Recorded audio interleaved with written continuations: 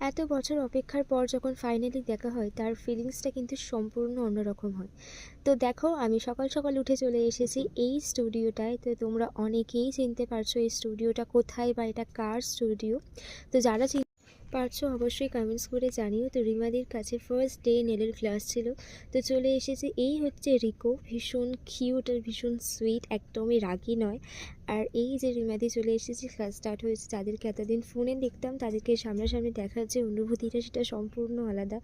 রিদ্ধিদির সাথে একদম লাস্টে গিয়ে দেখা হয়েছিল, তখন আমরা ক্লাস শেষে বেরোচ্ছিলাম, তখন দেখা হয়েছিল, ফটো তুলেছিলাম। তো ফটোটা লাস্টে অ্যাটাচ করে দেবো।